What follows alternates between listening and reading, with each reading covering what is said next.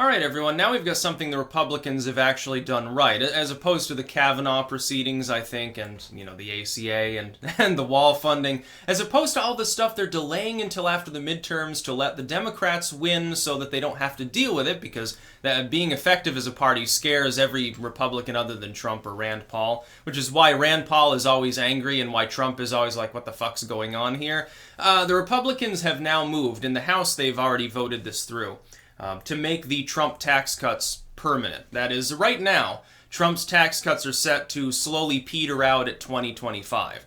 I oppose that. I think they should be made permanent. In fact, I think we should have a second permanent round of tax cuts. The thing is, because of the budgeting system of the House, they have to then go back and make it permanent at a later date. Otherwise, they can only pass it temporarily, or they need more votes, apparently, like they need a supermajority or something. And the House, of course, controls the purse strings. It's a common term you've probably heard if you've studied political science. They're the money guys. The idea is that you want that sort of populism controlling the money. You probably don't want the Senate doing so, because the original Senate was like basically the nobles. So you don't want them controlling the tax rates and budgeting and things. Not a great idea. You want the common man to do that. Now, of course, for what it's worth at this point, you have some people in the House that are technically middle class, but most of them were born with a silver spoon or very quickly in their early life got a silver spoon by representing corporations as high-hitting lawyers. That's what most of the U.S. House is. It's like half lawyers. The rest of them tend to be wealthy magnates, so it's really some kind of dysfunctional. I support this move to make the tax cuts permanent. I'm looking, on this story the other day when it was reported on. People like, oh, she's trying to give billionaires more money. I'm sitting there looking at the change to the tax code, not just the mandate being removed, but the lowering of the tax rate in several brackets. In fact, I believe ultimately in all brackets, aimed towards the middle class especially. The doubling of the standard deduction, which is important. The doubling, I believe, of child credits. For someone who's like making a upper middle class income, if they get like 3 kids, they're going to save so much money you can't even fathom it because of the restructuring of the tax code. This incentivizes children to be born.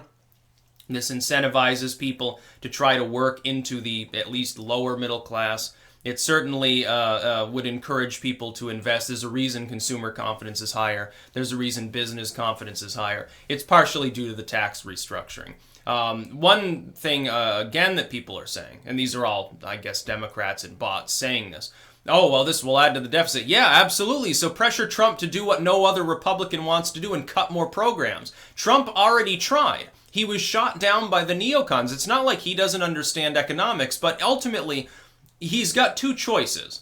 He can lower the tax rate and number one, that gives him more support, but number 2, it will definitely spur growth, which is what he chose. Or he can leave it alone and be like, hey, I'm the money president, but I'm not even going to do anything with regards to taxes.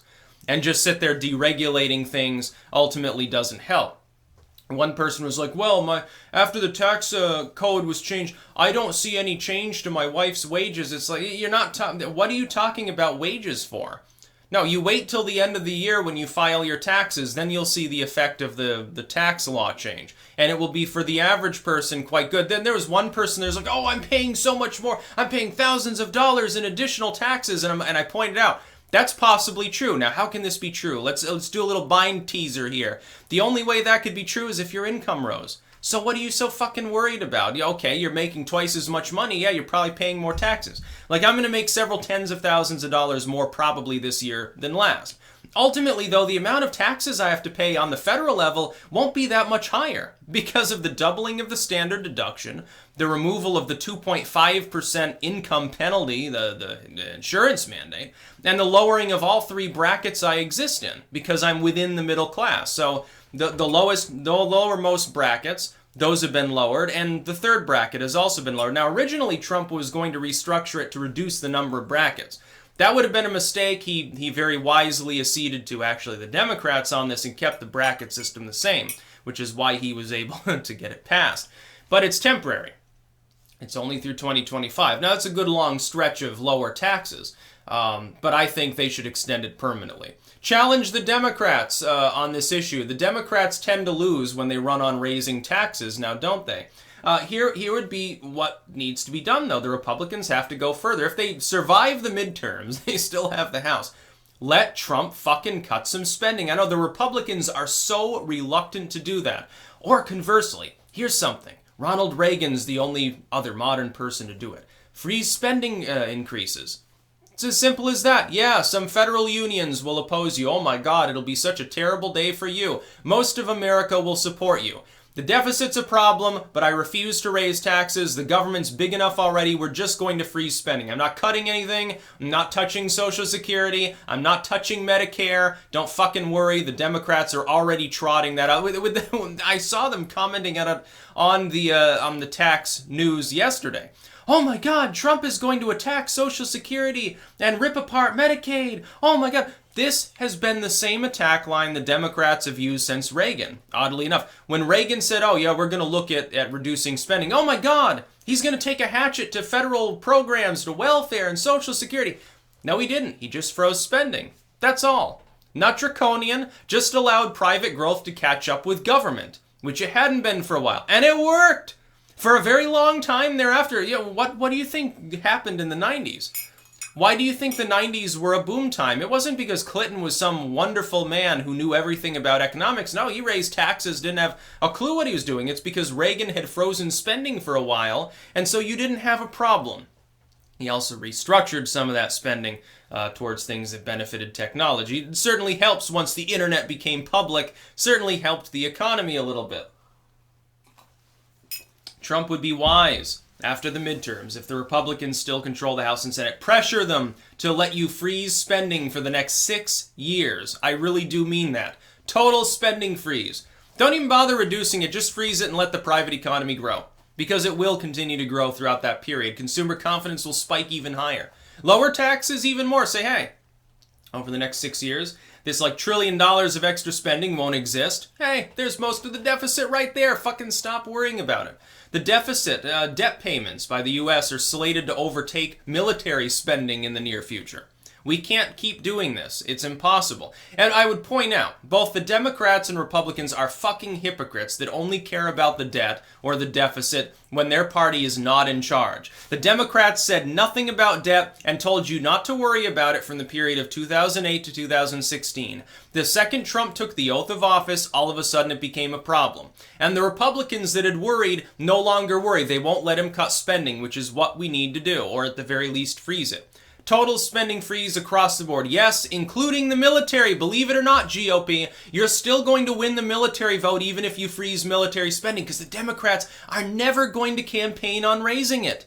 Don't you already understand you already have won and have the advantage in every possible measure and you have a mandate carte blanche to do these things? Trump does. He's trying to get things accomplished. You won't even allocate a penny for the wall. No wall spending. That's Congress' fault and not Trump's fault. No more tax decreases. Trump wants them. It's Congress that doesn't want them. No spending cuts or even a spending freeze. The Republicans okayed the first 3 little tiny chunks of spending cuts, much to great applause among Republican laypeople and centrists. Myself, at the time, I think, what was it? I think it was the EPA had a small cut. The Coast Guard and the Republicans didn't like that because, they're dumb. And I can't remember the third group, like fucking USGS or something. And it was a very mild decrease, basically peanuts. Oh my God, the sky is falling. No more of this, it's scary. Basically, we're scared of winning. The Republicans are scared of actually winning on a conservative platform. It's strange to see. It's like at least before they pretended to be conservatives and they hoodwinked most people. In the era prior to social media, most people didn't know that the Republicans were basically liberals. They didn't know it specifically because there was nobody really to tell them. And if someone did chime in, you could say, oh, well, that's the village idiot or something. But now you realize that there are plenty of intelligent people who can show that they're intelligent, know what's going on, and they're saying the same thing. The Republicans are not a conservative party. Trump represents one of the few people in the whole GOP that actually has fiscally conservative views. And somewhat conservative views on guns and stuff. Now, Phil Scott is a liberal too. He's a far left on guns and stuff like that. Meanwhile, he's getting attacked by Halquist people for not going further. It's very, very funny to see. There's a reason why blue state economics don't work. Blue states are dysfunctional. It's not just the urbanization, all that's part of it. Cities tend to be more dysfunctional.